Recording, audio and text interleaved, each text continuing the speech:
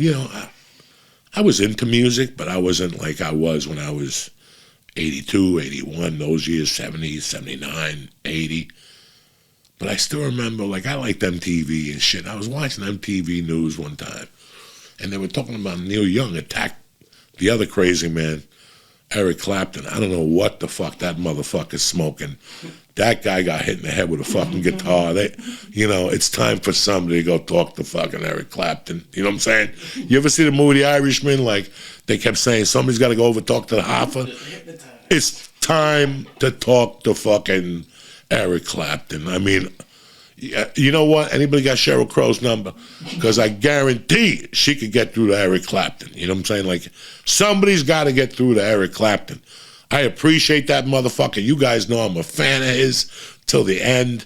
You know, the racist things, it was in 73. People feel differently now than they did then. He was on heroin. He made mistakes. I forgive him, you know. He said some fucking crude shit up on stage, you know. Doesn't really fucking matter. I respect his guitar playing, and I respect him. You know, he fucking built that place for junkies. He sold all his guitars to fund the place, to help recovering heroin addicts. He's done a lot of good things. So before you fucking, you know, a lot of times I got to say this because 4 weeks from now I'll talk to a friend of mine, or I'll get an email from somebody who listens to the show and goes, I didn't like when you stuck up for that guy or put him down. I'll tell you the reasons why I don't like him, but I also tell you the reasons why I respect these guys. I respect the shit out of Eric Clapton. First time I saw fucking Eric Clapton was Jumping Up and Down in Tommy with The Who when they do Eyesight to the Blind, and I knew I loved that motherfucker. And I knew his music. I just didn't know him, you know. There's just a lot of motherfuckers that do no wrong around me, and I love them, and I'm fans of them. And I've met Eric Clapton. I saw him at a comedy show one time. I said hello to him, and then I saw him on La Brea Boulevard walking. He was parked in a car, and I waved, and he smiled at me. Dog, I love fucking Eric Clapton. But this shit the last 3 years, listen, whether he's right or wrong, it's just that he's too old to be arguing with these motherfuckers anymore. Like, he's just too old, Eric. You know, first you're not going to play. When he wrote the vaccine song, or whatever the fuck, the anti-vaccine song or the COVID song, I'm like, oh, don't start with this shit. But then he started making fucking crazy statements yesterday. And you know what, guys? Sometimes for these older guys, I think that, do you know how it sucks when you haven't put on an album for 10 years? It must suck. I haven't put out a special since 2018, and it sucks, you know. An artist has to stay active and do the best he can, you know, every couple of years to put something out. When you don't put something out for 10 years, that's it. You know, you're going into a different realm of your life. But at the same time, things are changing around no more. But your phone ain't ringing like it used to. You lost a bunch of friends. Those people who thought you were fucking brilliant, you know, don't even talk to you anymore. You know, so what do? You fucking sit at home, and now you look at the success that influencers have and Joe Rogan has and all these people, and you go, well, maybe I'll open up my mouth. And they do, and they get fucking bashed over the head right away. I don't know what happened with Eric. He wasn't going to perform in COVID places. That he was going to perform in them. It's been a fucking meltdown over there. Eric, baby, you're fucking killing me. I love you. I'm here. I got your back, cocksucker. And then you got Neil Young, you know, who owns Lionel, I think. Doesn't he own a train company, a choo-choo company? And, you know, he's got so much going on. He's fucking Daryl Hannah and that old dry pussy. I think he's banging Daryl Hannah. I don't fucking know. Doesn't really make a difference. I shouldn't be saying these things. But, you know, he comes out, you know, and you know why he's doing it. The article explained it to you that Spotify pays who gots.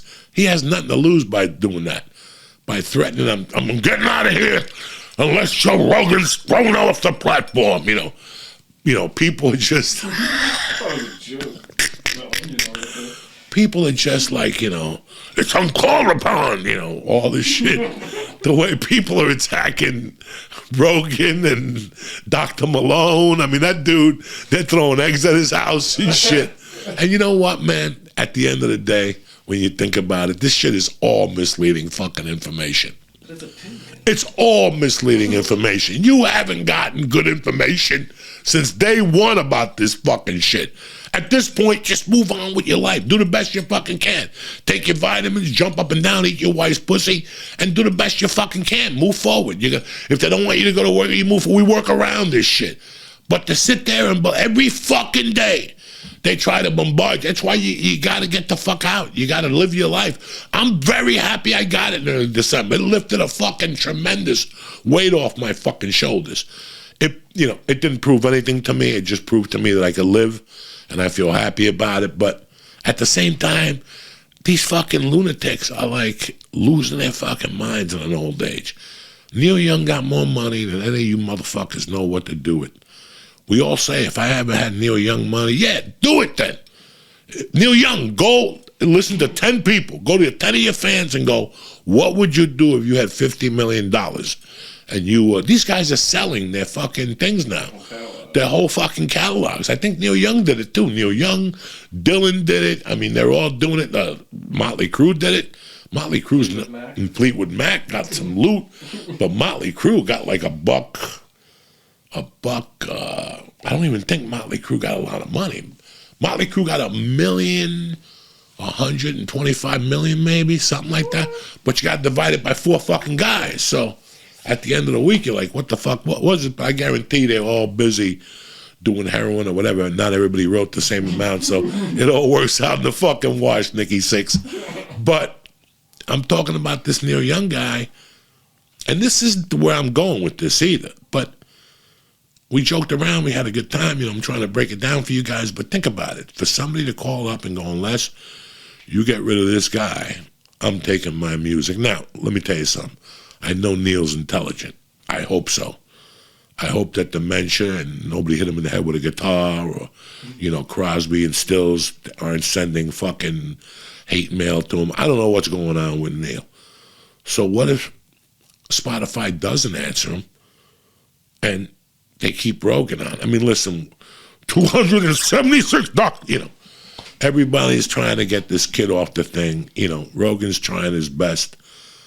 I like what he's doing. He makes me laugh because of the reaction he's getting. People are like, and if you read I love when white people are blasted. What's that word they say? I'm flabbergasted. People are roaring with anger.